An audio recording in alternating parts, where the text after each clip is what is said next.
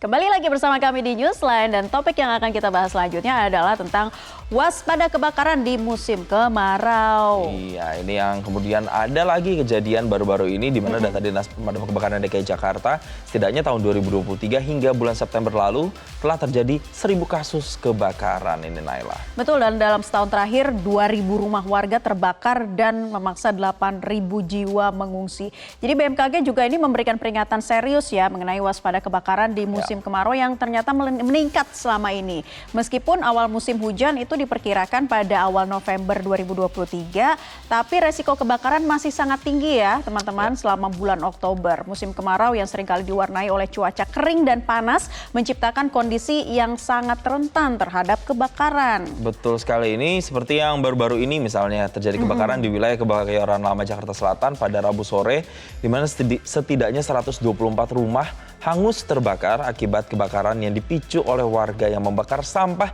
di dekat lapak mebel. Nah, api ini sendiri baru berhasil dipadamkan jelang tengah malam. Dan BMKG sendiri dengan tegas memberikan peringatan kepada masyarakat untuk sangat hati-hati dan menghindari tindakan-tindakan yang memicu kebakaran. Dan kebakaran ini dapat terjadi bahkan tanpa sengaja ya, dan konsekuensinya bisa sangat serius.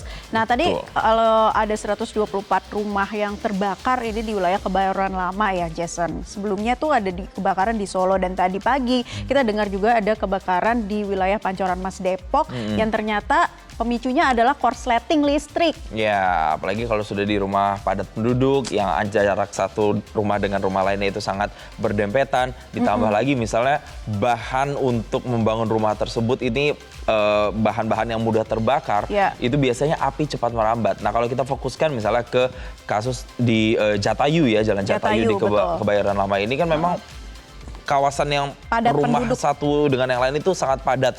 Dan di situ bahkan kita lihat ya, salah satu rumah bahkan kayaknya itu berbahan seperti semacam triplek ya. Jadi memang sangat mudah sekali untuk terkena api dan api itu cepat menyambar begitu. Dan sangat disayangkan ternyata pemicunya adalah karena pembakaran sampah gitu. Jadi perlu diingat kembali nih teman-teman bahwa membakar sampah sembarangan itu tidak diperbolehkan, bisa kena pidana loh. Ada undang-undang juga yang mengatur soal itu ya, dan kemudian sebenarnya dari pihak perangkat wilayah setempat harusnya juga membuat aturan ya terkait dengan pembakaran sampah di sana. Karena kalau tidak dampaknya seperti ini. Walaupun memang data yang kami dapatkan tidak ada korban jiwa, tapi kan kita melihat bahwa 124 rumah ini terbakar. Artinya kemana mereka harus mengungsi? Bagaimana kalau misalnya mereka tidak punya tempat tinggal lain atau tidak punya opsi tempat tinggal lain selain tinggal di rumah tersebut.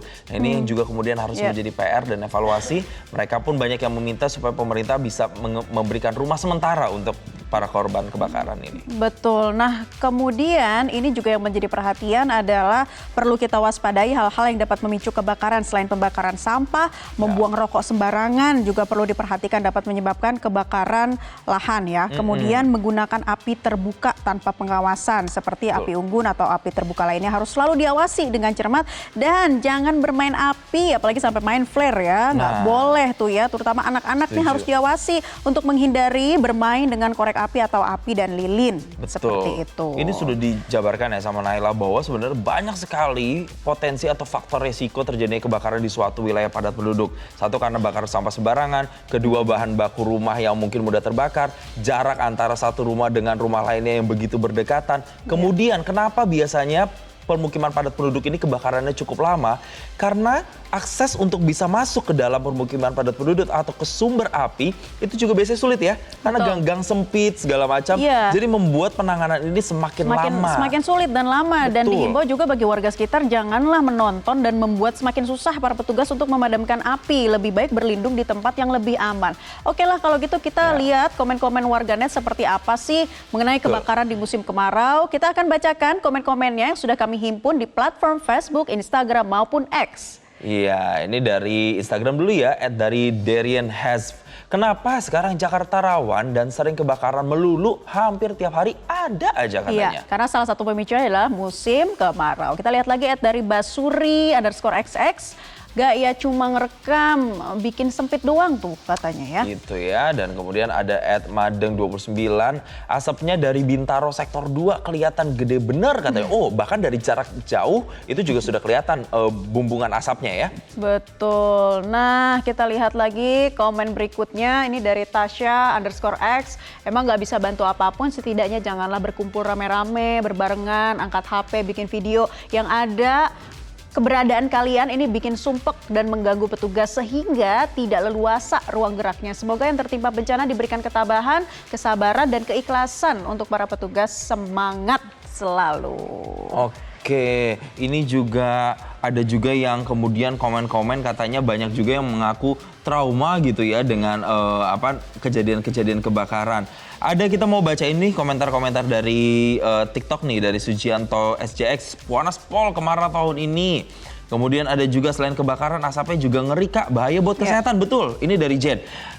Asap yang kita hirup itu sangat berbahaya ketika misalnya dihirup apalagi dalam jumlah banyak dan kemudian lama oleh manusia. Ini makanya juga dampak dari kebakaran itu tidak hanya dampak secara material, tapi dampak non material termasuk kesehatan ya. Betul. Itu juga ada yang komen-komen, iya Kak, nih di Sumatera Selatan tuh katanya memang ini kebakaran lahan dan hutan yang ternyata masih belum reda sampai saat ini kabut asapnya, dan juga di sebagian wilayah Kalimantan itu juga akibat musim kemarau. Dan jangan ada lagi deh kalian yang bandel memicu kebakaran ya, takutnya nanti kebakarannya malah makin luas dan terjadinya sangat serius. Jadi benar-benar diperhatikan apapun hal-hal yang dapat memicu kebakaran, Jangan baiknya sampai ya. dihindari. Betul, ini juga ada juga Subiatia. Iya, saya trauma kejadian di Pelumpang, rumah saya deket di Pertamina Pelumpang.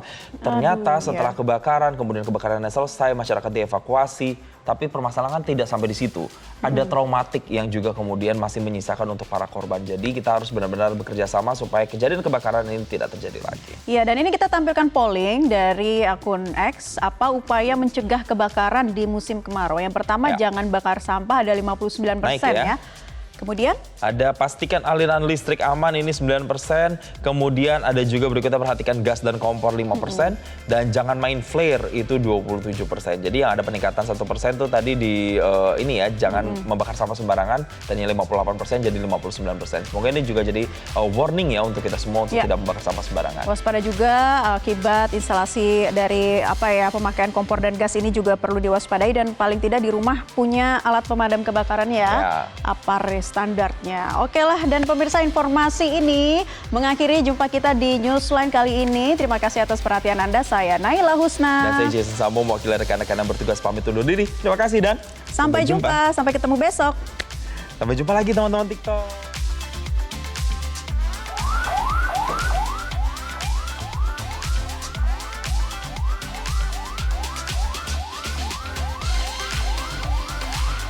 Jelajahi cara baru mendapatkan informasi. Download Metro TV Extend sekarang.